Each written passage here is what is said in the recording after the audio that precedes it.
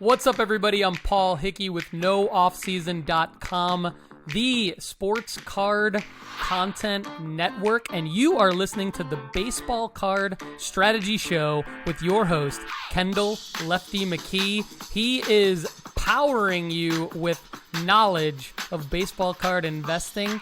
And without further ado, here's Kendall. Hey, what's up, guys? Welcome to NoOffSeason.com's first episode of the Baseball Strategy Show. I am going to be your host of that show, Kendall McKee. I am super excited about bringing all of this stuff that rolls around in my head all the time in relation to sports cards and specifically baseball sports cards, and bringing it to your ears or to your eyes, depending on whether you're listening to this on Spotify or if you're listening to this on any other podcast platform or you're watching it on our YouTube channel. I just want you to know I'm thankful that you would spend some time with me, and I'm going to try to give you the best information that I have. Just a little brief segment about me. I've been an avid baseball fan from the time that I could walk.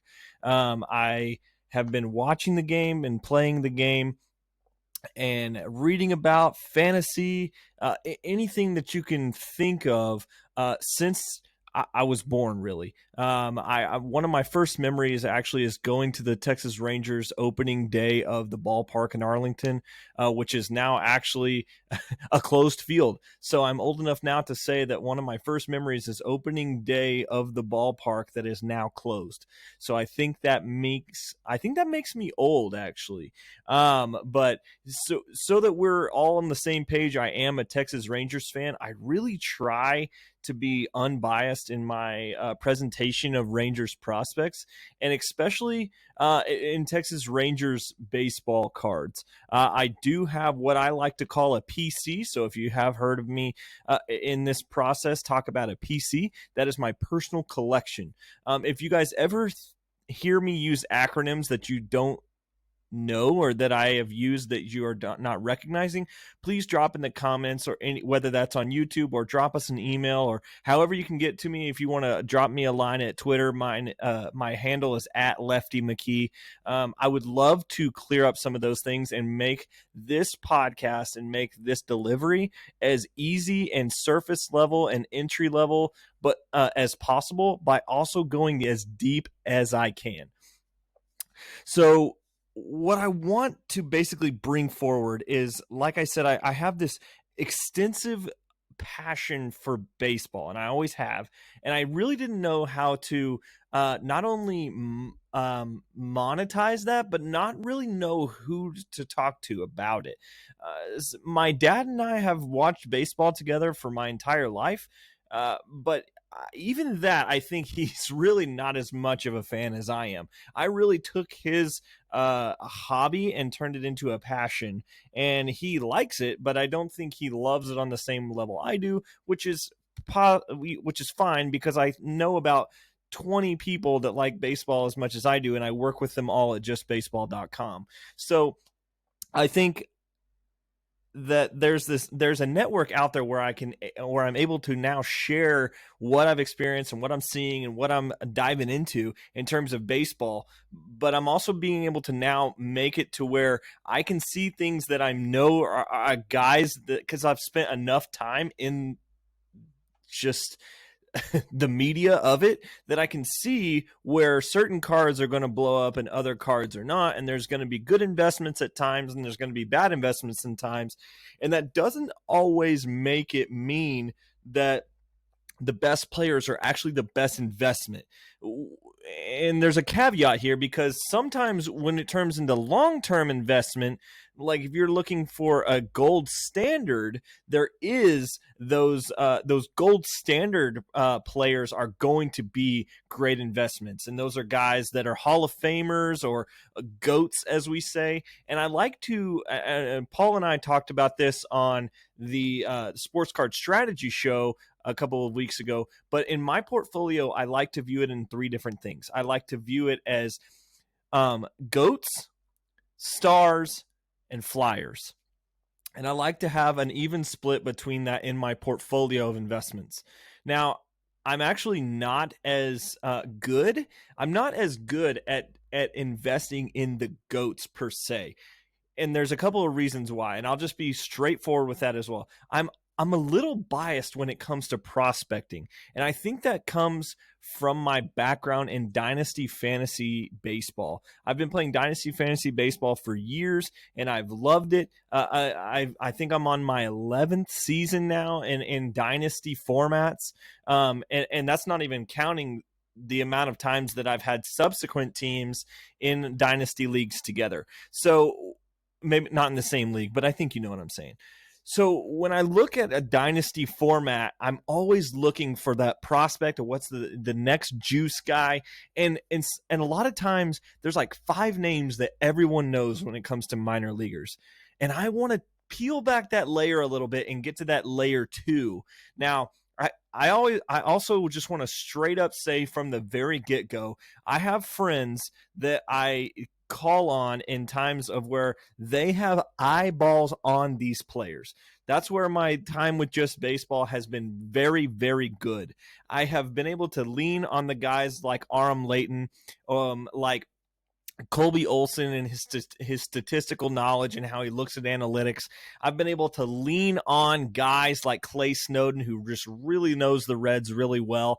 I've been able to really dive in with guys like Ryan Miller, who just kills college baseball. And please don't tell him I gave him a shout out, because, man, that guy, I always like to just keep him down a notch. But there's just guys at Just Baseball that just clearly know the game on a better level than I do.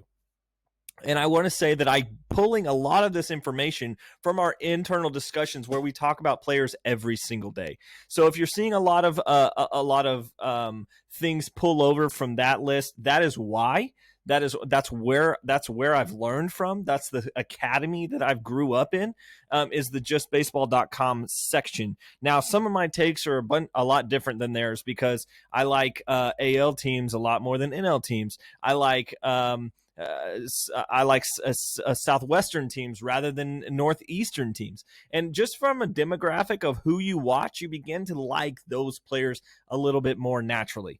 Okay, so I think that is a nice little, if I can button that up for a second, I think I wanted to give you just a little quick 4 to 5 minute, 7.5 minute intro into who I am and what makes me capable of bringing this sports card strategy show to the nooffseason.com platform, and that Paul Hickey is graciously and generously giving me the platform to just talk and just really bring my baseball knowledge to these sections of the internet or wherever that goes. So if you guys like it, please follow along. You know, I'm not the kind of guy that's like, yeah, follow us on everything. I really would just like you to enjoy the sport. If you can do anything for me, enjoy the sport and enjoy card collecting and investing. It's a fun thing. People put way too much pressure in it, and I just want it to be enjoyed. That is my primary passion. So here we go. As a further release, the first episode of the Baseball Strategy Show, what I'm going to do is I sat down and I thought of what would be just a fun way to interact with as most people as possible and kind of do a shotgun blast show for the first 30 minutes in our podcasting that's going to basically live on as an evergreen episode into what we're doing. And so I thought that intro into telling you who I am is a good place to start. But then my second thing was I wanted to give my top 3, and this will probably have to be very quick, and I might even have to dive into this in further episodes. But I wanted to give my top 3 guys at each position on the diamond, even including starting pitcher and relief pitcher. And I'll explain why that it needs to be a caveat in a second. My top 3, except for relief pitchers, I only have 2, but you'll explain why in a little bit. My top 3 at every position on the diamond that I am particularly excited about investing in and where my dollars are going in my eBay searches, in my Twitter searches, and how I'm actually acquiring these cards wherever I can. So I am going to just go ahead and dive in. Some of these players are Well, most of them are prospects, and here's why I say this. Because most of the time when people are coming to these kind of a podcast, they're wanting to know where is some information. I need some more information, particularly on guys that I'm not aware of as much. And so sometimes people are coming to podcasts saying, okay, I really like this guy, or anybody or any podcast talking about him. Or they're like, hey, I am completely I don't have time to dive into every single minor league team out there. Can you just give me the top guys that you like? And that's what I'm going to do. So these guys aren't always, actually most of the time, they're probably not going to be household names. The guys like Vladdy Jr., Wander Franco, Luis Robert, Robert Acuna, and Juan Soto, which are right now the top 5 on our baseball card ranking at nooffseason.com. When you look at those guys, I would say those are almost in star status. And so I don't necessarily want to talk about them right now, because those are guys that you already know. Those are guys that you probably are already searching, and where the dollar amount is already pretty healthy. And so what I want to give you access to is the potential to find some diamonds in the rough and potentially make some nice percentage gains on something that you didn't know about 30 minutes ago. So let's start with my favorite position on the diamond. We are going to start at shortstop. Shortstop is absolutely loaded right now. And it's been loaded since the age of the shortstop per se, when you had Trevor Story breakout, you had Carlos Correa breakout, you had Francisco Lindor, Trey Turner. All these guys were just busting into the majors, and we were just having this show-stopping, just huge amount of influx of mass power hitting, really great offensive and defensive shortstops. Gone were the days where we were just looking for a guy like Elvis Andrus or Andrelton Simmons to fit the stopgap. We wanted a guy that was going to come in and drop 40 bombs and also be able to Derek Jeter jump throw from the hole. We wanted to be able to watch our guy play defense and watch our guy carry our team on the offense. And a lot of times, this shortstop is the leader of the team. And so my favorite guys to invest in at the shortstop position right now, and I wanted to start here because if you've listened to nooffseason.com, you've listened to me talk about this guy over and over and over the last couple of months. My first guy right now, and he's probably one of the least amount of guys in this list that I'm going to give you today that has he's what I'm trying to say is he's probably the most expensive that I'm going to give you today. And here's why. He deserves it. And he's probably going to end up being the rookie of the year. I've already put money down on him, saying that he is my pick for the National League Rookie of the Year this year. It is Oneil Cruz. This man is amazing. He's like 7'11". Actually, I think he's like 6'9", but he looks huge. I saw a minor league game yesterday where he was playing for the Indianapolis Indians, and they were shooting the average shot that everybody watches baseball through on TV, where it has the pitcher, the catcher, and the hitter and the umpire all in the shot together. And Oneil Cruz is in the shot the entire time, from his knees to his head. Like, this guy is basically a whole nother person in the shot that's not normally there. He's massive. He's got exit velocities over 117 miles per hour. If you were wondering if that's foreign to you, that's Giancarlo Stanton material. This guy is big. He's strong. He hits the ball incredibly hard, and he has a little bit of a Vlad Guerrero Sr. type swing, where it doesn't matter if it's a good pitch or a bad pitch. He's going to take a filthy curve that's in the dirt, and he's going to take you yard. I love him. He's got a clear path to the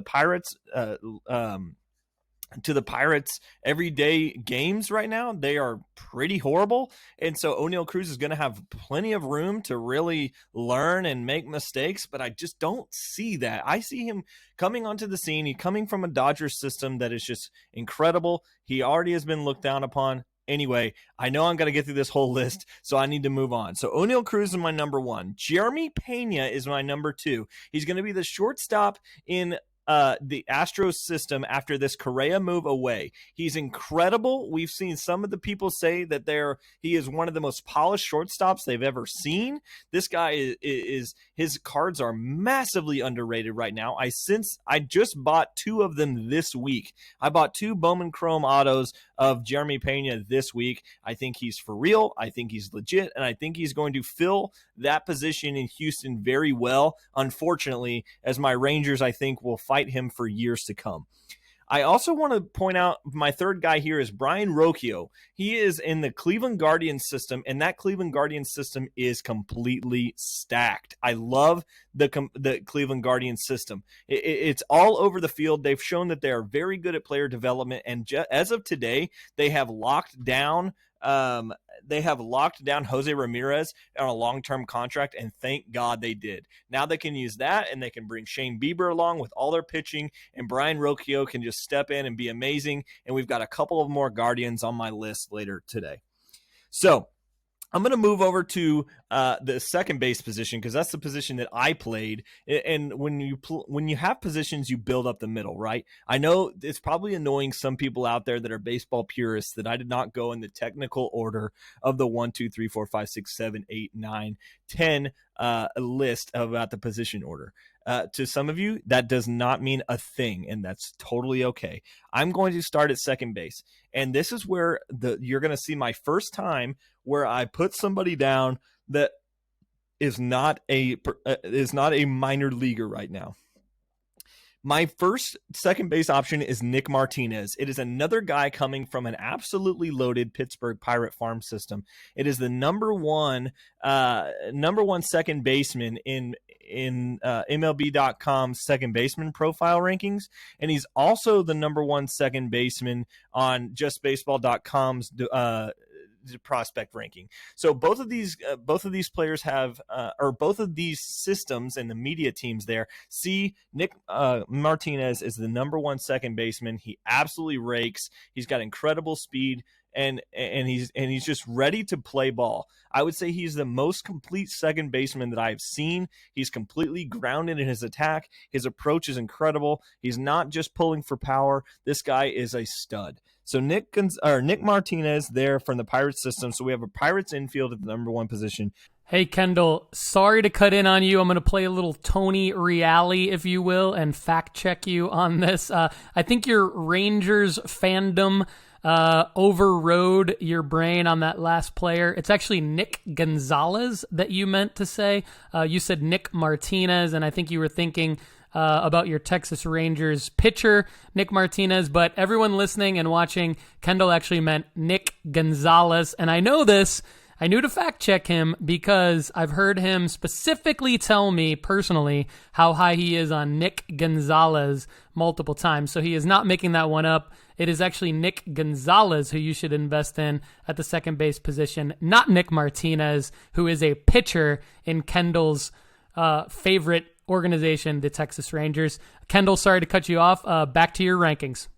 Number 2 here, I'm actually going to throw in a little caveat. I'm going to put Trevor Story at number 2, and here's why. I'm going to do a little funny thing here for 2 and 3 into second base position because I think that Trevor Story is bound to play second base in the Boston Red Sox system as he signed there, and I think his cards are incredibly underrated. This guy has always been dinged for being a Rockies guy. I think he's going to go to Boston and absolutely tear it up and become a superstar again there. We're going to see the Trevor Story mania come back. I think that if you're going to make a major league play right now, Trevor Story is definitely a play that you could make before the season really gets going, and I think in April, his cards are going to skyrocket. That is an opinion of mine, but we will remain to be seen.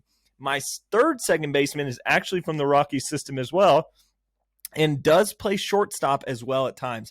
And so he kind of has that thing again. But I also think that Brennan Rogers is incredible. We've seen him be a top 5 draft pick. We saw how he came out with Dansby Swanson and kind of got overlooked there and took a little bit longer to get through the minor leagues and came up for a cup of coffee a couple times in Colorado and didn't quite do so well. But Brennan Rogers is incredible. I love him at the plate, and he's showing some massive, massive maturity at the plate this spring.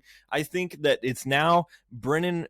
It's Rogers' time to come to the plate and really be the Rockies guy. I know they just signed Chris Bryant, but they've got to have other guys step up. Trevor is now gone. You're going to see Rogers really step up this year, and I believe that he's ready for it.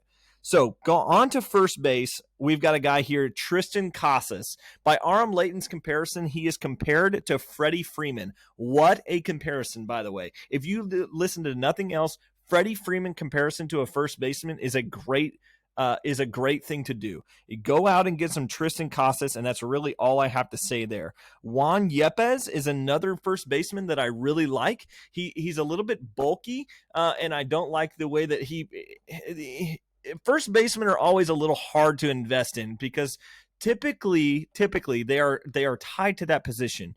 And you never know, kind of what they're going to do in terms of what their prices are going to do. Typically first basemen don't have incredible market value.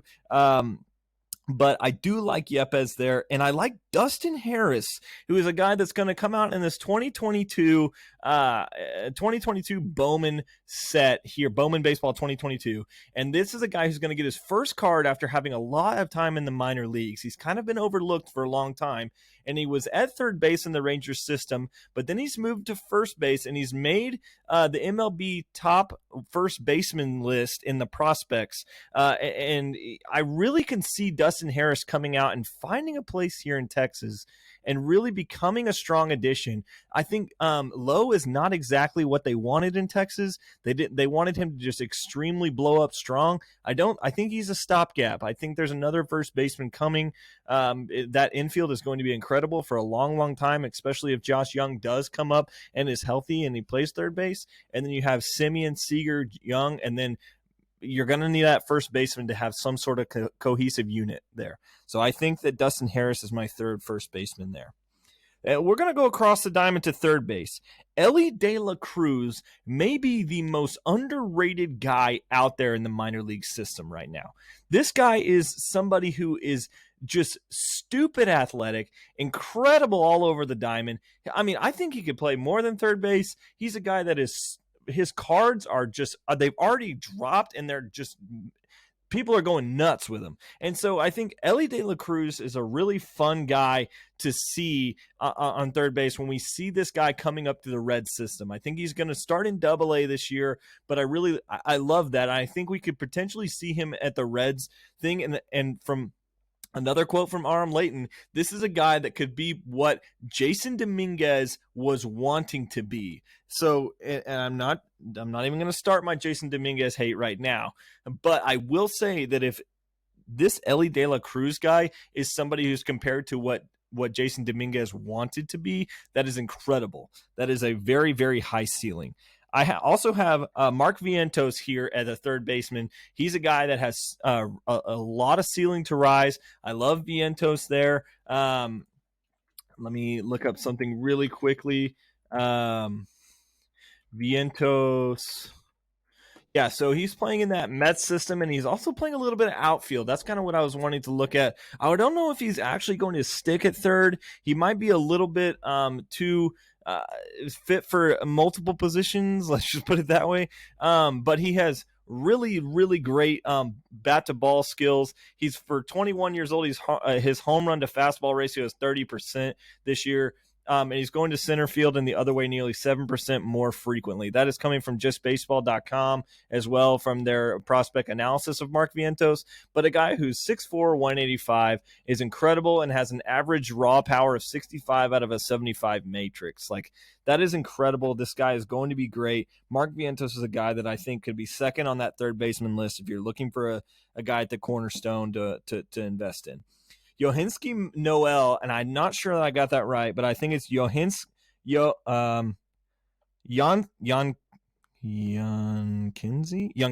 Noel. We're going to go with that. I tried to even look at some YouTube videos about this guy to see how they would pronounce his first name, and everybody on the broadcasting teams that he's hitting home runs off of just calls him Noel. But this guy is a guy that's also getting his card first in Bowman 22. This guy is a guy that you're going to want to look out for. If you're getting into breaks and you're getting into that Cleveland Guardians break and you're wanting to look for sneaky value in this next product, Noel is a sneaky value product. He's a guy that people have been wanting these cards to hit Bowman for quite a while. If you look at Lex Talk Wax, he's been asking his YouTube channel to promote Noel so that he can get some cards.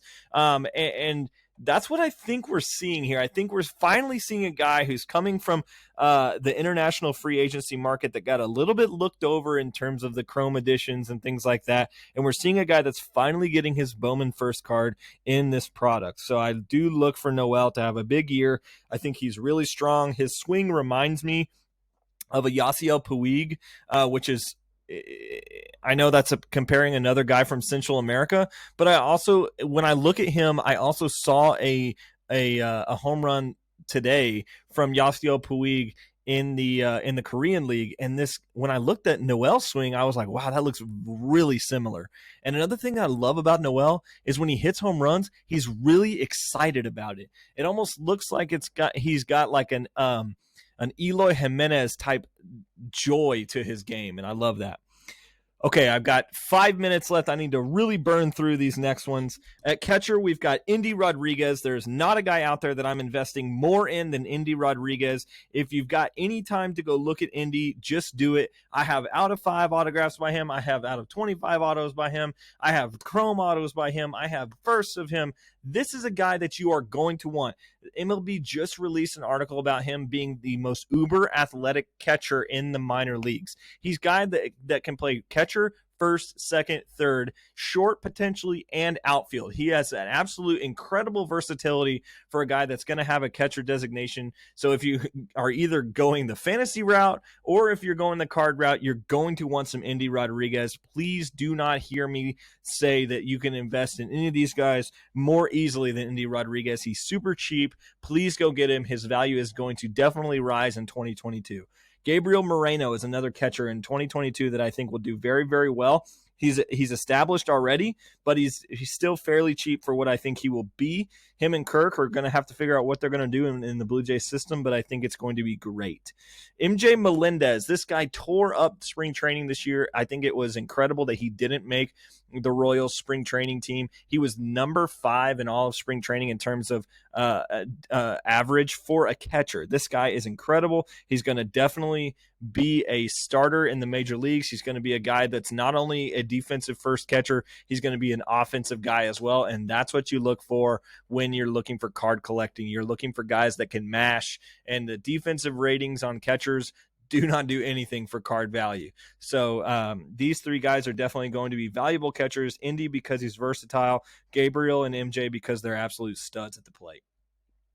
I'm going to go ahead and just give 3 outfielders, and maybe I can dive more into the outfield later. I got George Valera in right, Josh Lowe in center, and Owen Casey in left. The guy that you've probably not heard of there is Owen Casey. He's a guy that's deep in the Cubs system. He was brought over in the Yu Darvish trade, and I absolutely love his profile. I think he's a guy that's going to skyrocket up some lists this year. And if you're looking for Owen Casey cards, please go do it. A lot of other people are looking for that, and that's what I think.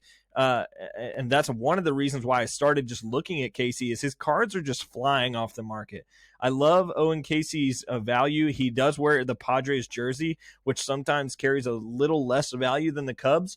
But you never have to worry about that when you're looking at Bowman first cards from guys like, for instance, Oneil Cruz, the first guy I talked about. His jersey is the Dodgers jersey, and he plays for the Pirates, and his cards are still going stupid nuts. Josh Lowe, his cards are very, very cheap. I bought a Bowman Chrome auto for $35, and he is already going to get the start out of the gate here in the major leagues.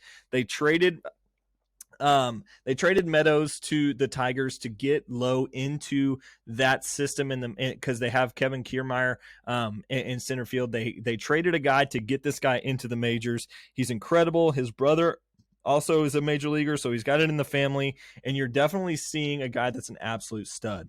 George Valera, he's another guy that we're really excited about at Just Baseball. He's a guy that's a little bit deeper on most people's lists. But George Valera is a guy that's potentially going to have a great year this year. He's just now kind of getting on to the precipice of being on top prospect lists. And I could see George Valera having a good profile in terms of a card collector's portfolio as well. In terms of my pitchers, this is what I wanted to have a disclosure for. Pitchers are not valuable in collecting in general. But here's what I want to say. If you're able to get into some pitchers early enough, you can still turn value. So there may not have the X return that potentially like Oneil Cruz, Jeremy Peña, Rocchio, Nick Martinez are going to have, and Josh Lowe. But these guys are going to potentially have nice returns if you can get their Bowman Chrome Auto for pretty cheap. And then when they come in and have stellar years, you can turn them. That's what I did this year with Joe Ryan. I expect Joe Ryan to have an incredible year. And you know what? I'm going to add him to my list here. So go ahead and say Joe Ryan is still worth investing in. I have some of those Joe Ryan cards. He's a starting pitcher opening day for the Twins. Go ahead and go get some Joe Ryan. He's a guy that came through the Rays system and they know how to develop pitching. And he's got a really, really cool story, a really unique guy, has a lot of cool rhythms. And I love Joe Ryan's profile. Definitely go get you some Joe Ryan. Grayson Rodriguez is another guy. Was my first before I put before I thought of Joe Ryan in this podcast. But I would say that Grayson Rodriguez is a guy that's probably above Joe Ryan in terms of investability. He's a guy that's going to be a Cy Young winner, I believe, in the very near future. He's going to come into an Orioles team that's ready to compete. He'll probably get his first showing here in 2022, but you will see him be an absolute stud at the major league level, and he's got the skills and the swagger to be just a really prolific and contagious starter. And when you look at starting pitchers, if you're going to invest in them at all, they've got to have a lot of media value as well. And I think the guys that are in that Baltimore clubhouse potentially could make a lot of cameras turn. And I think that's what could potentially bring more value than just his player profile, even though Grayson Rodriguez does have an incredible player profile to back up that he has just this swagger about him, and this Orioles clubhouse is going to be really fun to watch. I also want to put Jack Leiter in this section here. Jack Leiter is going to the Texas Rangers system that has been dying for a stud pitcher for decades, seems like. It seems like, we've always tried to go get the next guy. We've tried to trade our farm to go get somebody. For instance, Cliff Lee. We've went and got Cole Hamels. We had Yu Darvish come over, but we've never really grown one from within in a long, long time. And I think that this is the first time, for instance, Chris Young basically told Leiter that he was going to build him around him. And I think that's what sold him on the team. And so what we have is Jack Leiter coming into a system that is in dire need of a pitching superstar, and Jack is already that. And so I think it's going to be a beautiful marriage. I think he's going to get a lot of comparisons to the last really, really prolific starter that came out of Texas, and that his name is Nolan, and his last name rhymes with Cheyenne. And it's embarrassing to even compare a guy to that sort of a legend, because I don't think they're the same style of pitcher at all. But I do think that they are going to have the same style of catalytic effect on the Texas marketplace. So I'd put Jack Leiter at third here. He doesn't have any cards out yet per se that are licensed, but I do look to see him coming in with some cards in 2022. My relief pitchers here, I only have two of them because I think these are very, very rare to even put money on. And in these two specific instances, I think that I'm going to make them relief pitchers in our head because I think that's where they're going to end up. I'm going to say Gill for the Yankees, and I'm going to say Hunter Green for the Reds. Hunter Green because he's just an absolute stud. I think he draws a lot of comparisons to Aroldis Chapman, and the Reds have tried to figure out how to keep him healthy and to lengthen him out as a starter, but I think ultimately he ends up as a power closer, and he's just an absolute stud and can actually hit. He did come out of the draft as a two-way player. Gil for the Yankees is a guy that just has absolute flames coming out of his arm. He is a guy that he can throw it 1.5 million miles per hour, and you just never kind of know where it's going. If he brings in that control, he's already, like we've seen relievers have tons of value in New York and have a lot of media presence. I mean, it's hard to even think about New York Yankees without thinking of great relievers.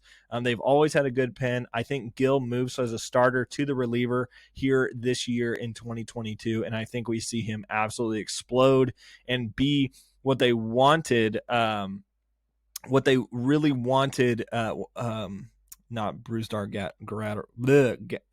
Gatterall. That's not who I'm talking about. I'm talking about, forget it. I can't remember the name, but they really wanted him to be a guy that's going to come out, and he kind of came out of nowhere, to be honest. Like, I think everybody was really excited about Clark Schmidt and Davey Garcia, and Gil just kind of popped up and said, I got a rocket arm. Watch me throw. Okay.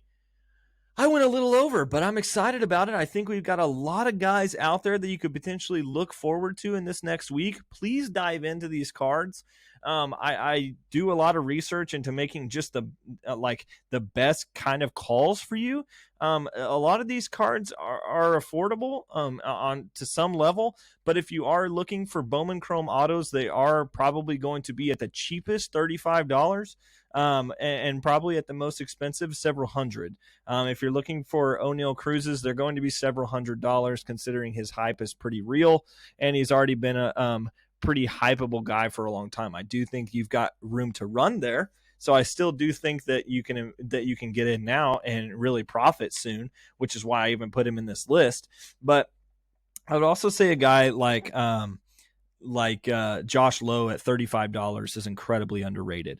Like, there's no way that you shouldn't just buy like 7 of those autos if you can find them. I mean, this guy is going to make you crazy returns as well as Endy Rodriguez. I don't really want to tell you to go buy Endy Rodriguez because he's been kind of my little honey hole for a while. But yeah, please go look. Just go watch these guys. DYOR, always do your own research. I also come from a crypto and NFT background as well, so I have some of those lingos ready to go. And tomorrow is our Christmas morning. I'm recording this on Wednesday night, but I want this to release on opening day because we have waited a long time and a long off season for this day and for this season to start. We're going to have a lot of rookies in the major leagues this year due to how 2020 really delayed some guys, but also pushed some guys forward. And so we just have a ton of rookies splashing on the scene at the same time. It's going to be an incredible year for baseball.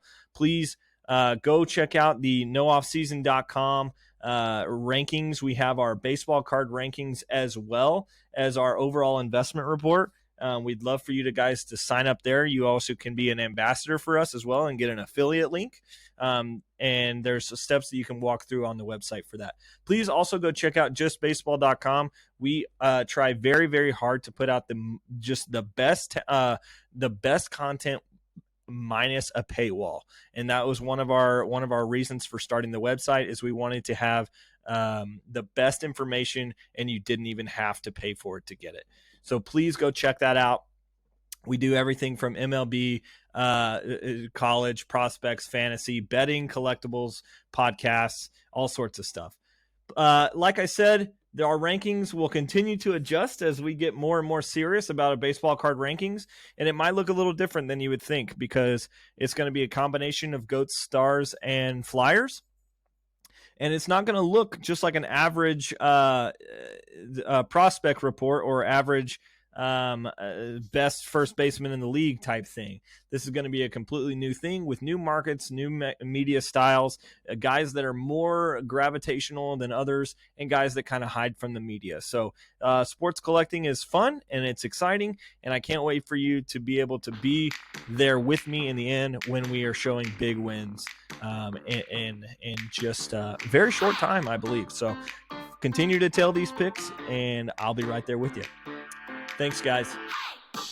All right, you've been listening to the Baseball Card Strategy Show on the NoOffSeason.com Content Network.